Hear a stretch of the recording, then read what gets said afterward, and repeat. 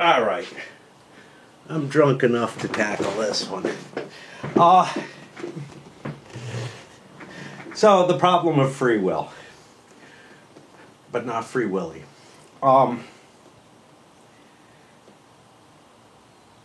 It doesn't matter in many cases, right? You can postulate a completely deterministic existence in which one has no free will and in which there is no right to punish, right?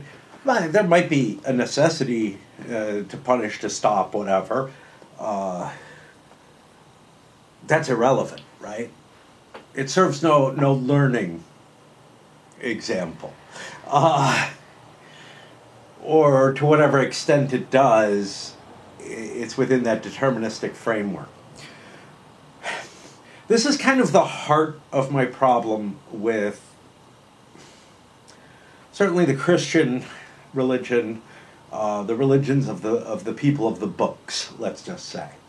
I'm not enough familiar with other religions to speak to all of them. But since the majority of my discomfort or even wrath goes against the Judeo-Christian Muslim religions, I think it's very important to look at this. So it's quite often looked at, hey, if God is omniscient, how can we have free will? Boethius actually answered this way back. His answer was, yeah, well, it's not God's fault. God is just aware of everything. Okay, but that's not really satisfying to a God. God just simply becomes the output of the program of the universe, as it were. Which, okay, it's an oracle. It's nothing more than that. It's uninteresting. It's not what created the universe. It doesn't serve as any particular purpose. An omnipotent God isn't terrible either, in and of itself, if it's not omniscient. Let's try this. That didn't work. Stupid fucking Jews. Why ain't they paying attention? I told them to do this. Or stupid fucking Adam, Told him not to trust women. All right, fair enough. So as long as you don't combine the two, you're safe. Now,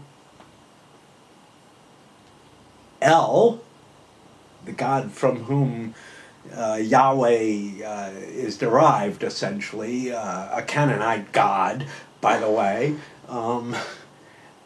And yeah, we're supposed to think the Canaanites are all evil because they practiced sodomy and human sacrifice, child sacrifice, and this, that, and the other, right? Yeah, well, look at the archaeology someday. It's all the same people, folks. But anyway, El, Zeus, Thor, these are powerful beings, but they're neither omniscient nor omnipotent. In any sense of the word. They're just things like us that happen to be more potent. And you know what? We've dealt with things like us that happen to be more potent. There are always people in your life, unless maybe you're the most powerful man in the universe. That would be Donald J. Trump, wouldn't it? But no one would say he's omnipotent nor omniscient.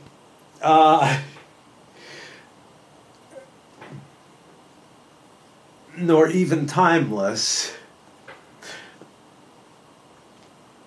But yeah, these pantheons of gods, they act very much like humans, and they're just an explanation of why we see the things we see. Because what we've got is beings that are acting in their own self-interest and their own foibles and making errors and this, that, and the other all over the place. And so what? And I feel that that's closer to my own belief system than any kind of, anything that kind of fits into the term of God with a capital G as those who use it would. That God with a capital G is presumed both omnipotent and omniscient, and to have created all, right? And know what would happen, and able to do anything. It doesn't have to do anything because it was all predetermined. But once you start throwing those words around, well, you know what?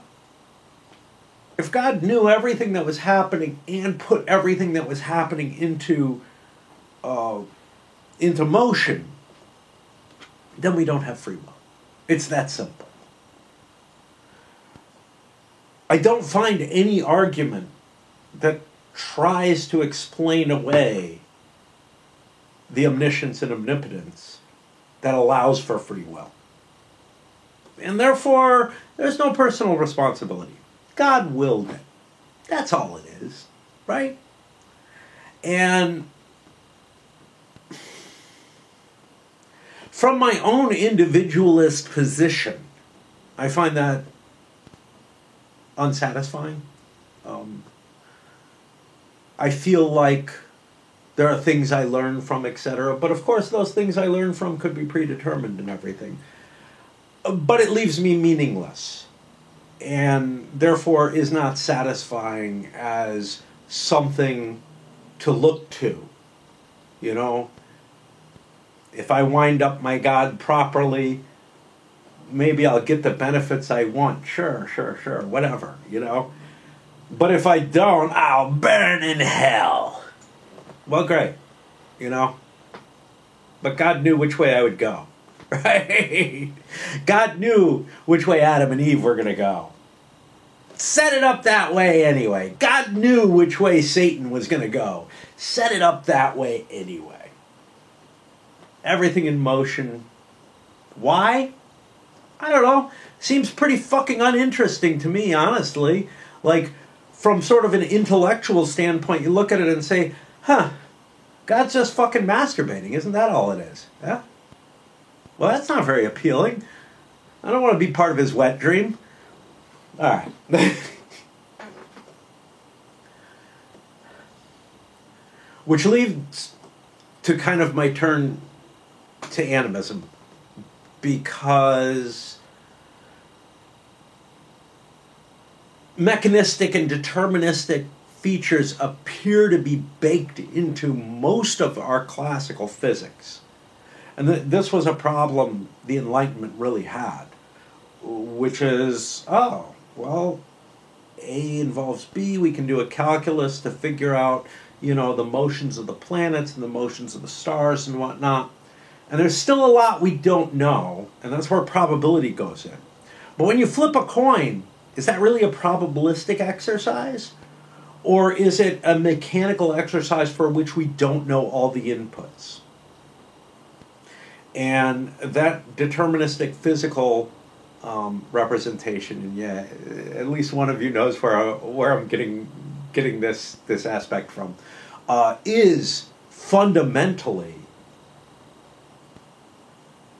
anathema to free will, every bit as much as a deterministic God is.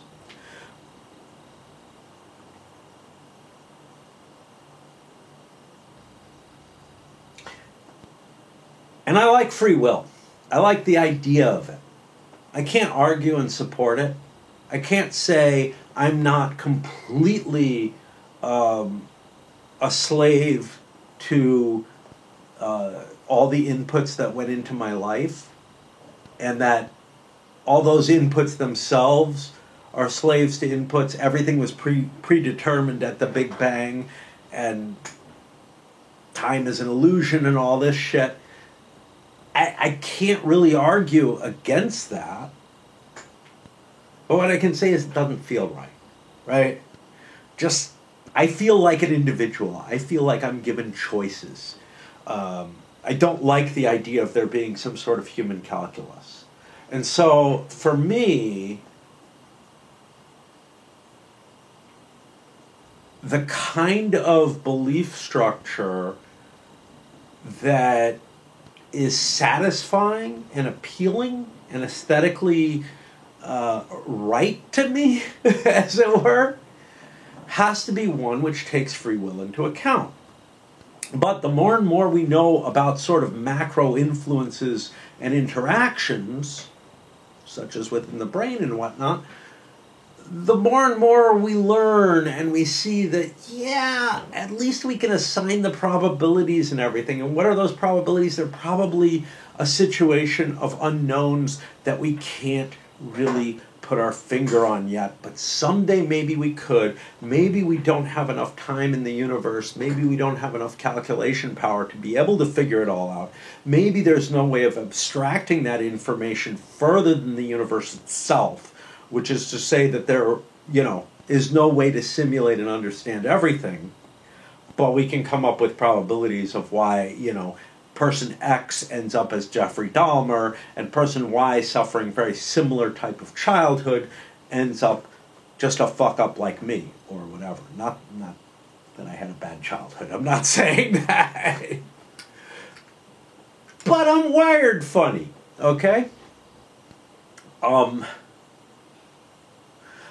Again, though, any kind of mechanistic, deterministic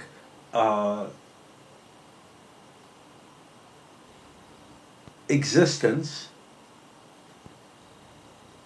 just doesn't feel appealing to me. And so I reach for something beyond that. And I feel like that's very much the kind of thing that the people who turn to religion do, right? I reach for it without believing in it fully. Because believing in it fully is almost denying what our senses and what our extreme sort of deductive reality seems to imply. But it's still worth it in some sort of sense, right? It's like an emotional crutch or whatever, but in my case, that free will is absolutely vital. And I can't see that, no matter how much various apologists will try, as being consistent with some sort of omniscient, omnipotent God. That is far more important to me than what my afterlife might be, or anything of those natures. So where do I come up with? Or what do I come up with? Well, I come up with the thing us humans came up with when we were hunter-gatherers in the Stone Age. I come up with a form of animism. I don't explain things with humanistic gods. I don't explain things trying to guesstimate what some grand creator might have designed. Rather, I look at some level or another, everything has its own little bit of free will in it and can make various choices. And it's a very interesting sort of philosophy to come up with, right? I mean, because once you start saying that, and the neat thing about it is that quantum physics may actually support this better than anything we've seen yet. We'll get to that at some other date. When I actually attack what I'm trying to understand right now. But quantum physics, to some extent, may actually best support this kind of animistic philosophy that I've sort of reached at as the only possible aesthetically appealing solution to reality that I have. And at that level, it opens up all kinds of interesting things. Which is to say, if there is an animistic will that all things have, that all particles have, say, and that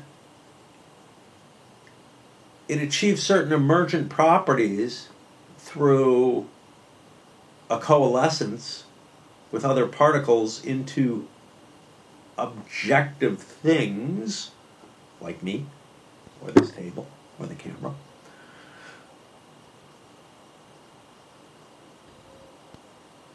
then it doesn't seem that unreasonable to be able to negotiate with those things at some level or another. I mean, look, you negotiate with a plant by giving it food and stuff like that, right? And then it grows and maybe gives you something to eat. You negotiate with an animal, teaching it to use the litter box, right? You negotiate with other humans, and the more and more complex the structures, not necessarily the larger the structures. I'm not saying that a star has a greater intellect than I do, or a lesser one either, for that matter. I just don't know, right? But what I believe is that a star has a capability to influence its surroundings in a greater way, and if it could be convinced to operate differently, it would have a much greater impact, and you end up with magic that way. And so this is kind of the heart of the philosophical side of my mysticism. I felt it long before I could express it. That doesn't make it more or less real, I think. You could say I intuited it. You could say I hallucinated it. Either one's fine. But that's at the heart of when I talk about my mysticism. The kinds of things I believe in, which are very, very different from the kinds of things of be a good person and you'll live well in the afterlife. You know, it just seems like one seems believable to me and one seems absurd, right? Now, there's problems. The same problem exists for the religious as it does for the paranormalist or for the animist like me, which is to say that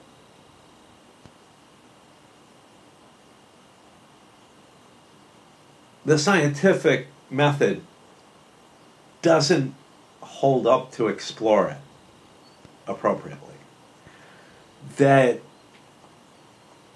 rules, mathematics, theorems, etc., just don't apply. They don't hold up to it.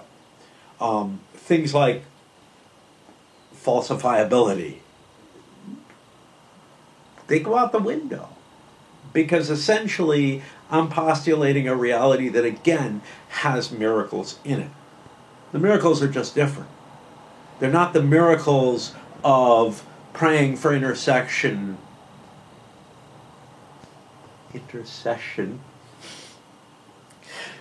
by a saint who somehow or another impressed my magical friend in the sky so much that they were given the kind of abilities that I think we all have untapped to some degree, and that in fact rocks have, or any collection of matter and energy has.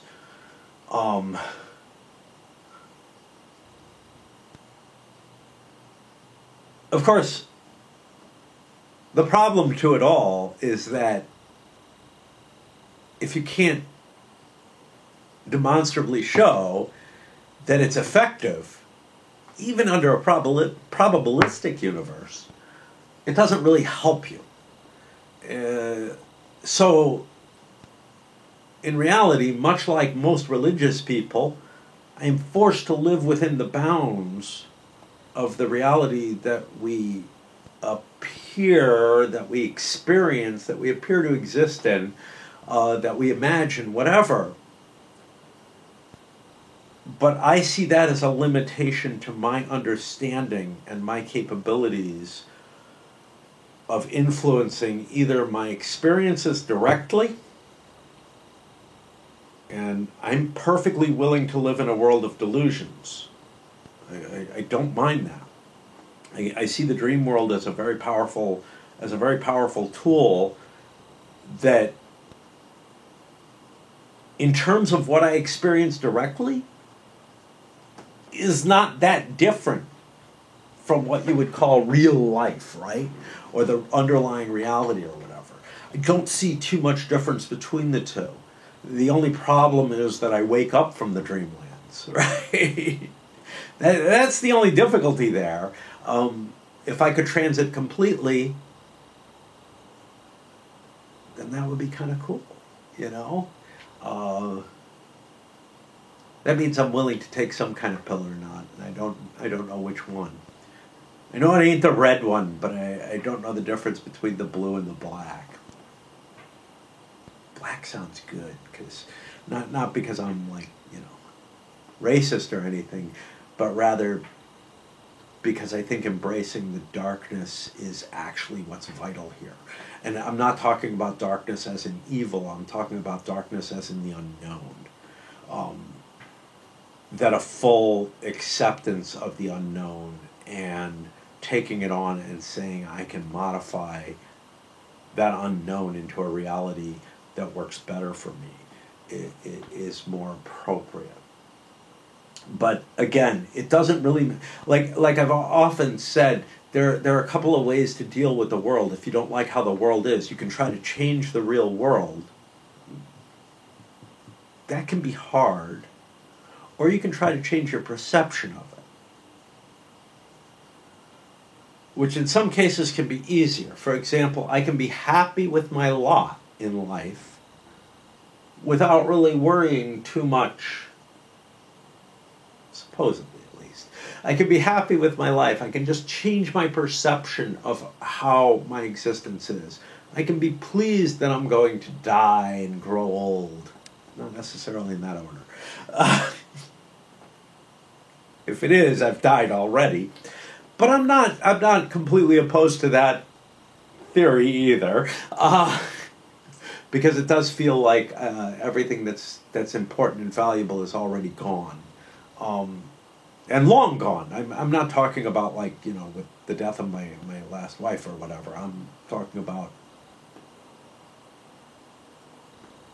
30 years ago at least, you know.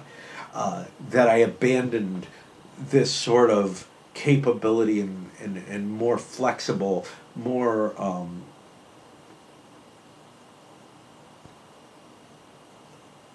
willful mind that was, I think, capable of making that transition a little bit better. Still wasn't able to do it, but was more capable.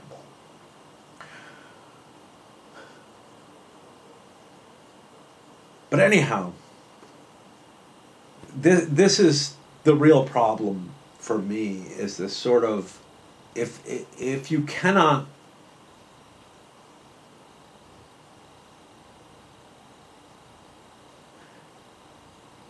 if you can't encompass free will properly to where I have the capability to will whatever the fuck I want,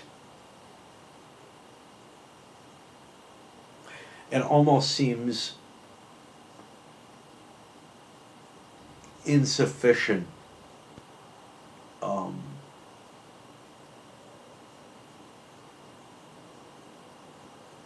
to express what I think is necessary. But a lot of it has to do with training. A lot of it has to do with becoming someone who can enforce their will on themselves. Absolutely. Whatever that means, right? Like I said, there's no difference between perception and reality as far as I'm concerned. You know, I mean, reality is something that I see through the lens of perception, which is to say, I don't know how much I believe in the reality. I do believe in the perceptions I have. I'm not willing to go to the extent of some sort of nominalism or something where I only believe in the things that I can express, because I think there's more than I can express that I can experience. All right. that's enough of that nugget.